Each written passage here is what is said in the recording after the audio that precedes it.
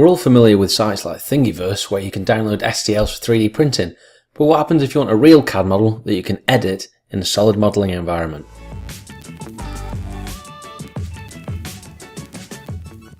If you're not already aware, most 3D CAD softwares will have some kind of design library in which you can import various bits of 3D models of real-world components. In SolidWorks it's called the Toolbox, and they have a small number of manufacturers which you can expand yourself and various ISO standards. So under the SKF I've got bearings, and I can bring in a bearing.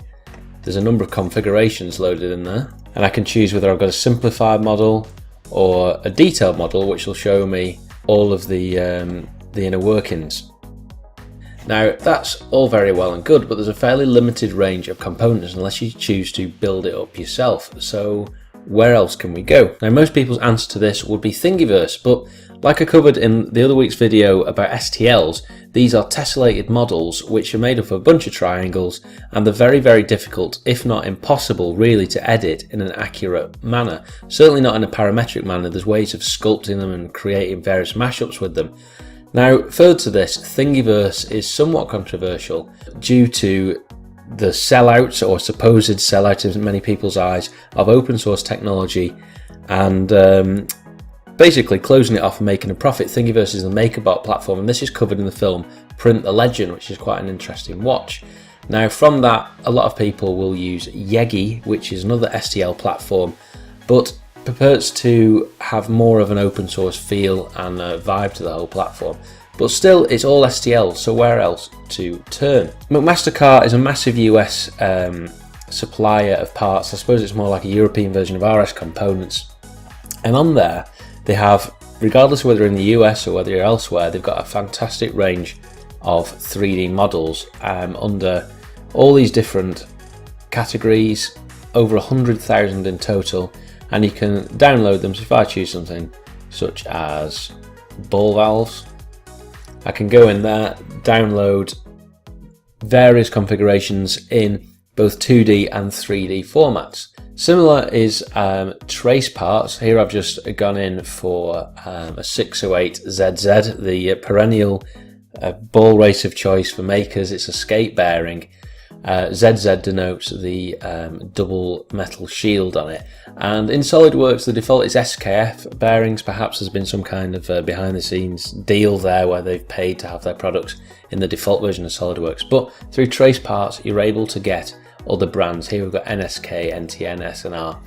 So McMaster-Carr and trace parts are, I would say, much of a muchness.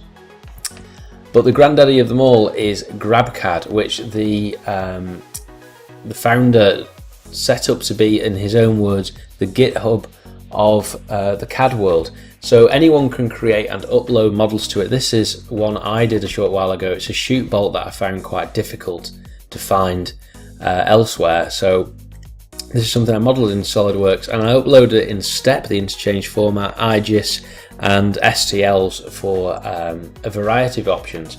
But if you can conceive of a product, then the chances are it will be somewhere on the GrabCAD community. If you have a look at all the range of weird and wonderful components we've got, from the useful conveyor components and fans to a Millennium Falcon model, and you'll find that there's some really talented CAD designers on here that will upload renders and things of that nature just as a matter of a portfolio piece. I mean, look at this Mercedes here. That is not a photograph but actually a rendering, and what a fantastic piece of work that is. So there's three resources for you: trace parts, McMaster-Carr, and GrabCAD for finding real world 3D models of real world components that you can put into a parametric environment and edit. Finally, I'll just leave you with a little plug, which is the FutureFab website. I do from time to time upload various components generally related to the Open Racer project, but more and more I'm going to start uploading onto there, and that's futurefab.org.uk. So if you haven't already, do like, subscribe, and comment to let me know where you get your 3D models from. I'll be really interested to broaden my horizons. And until next time, I'll see you later.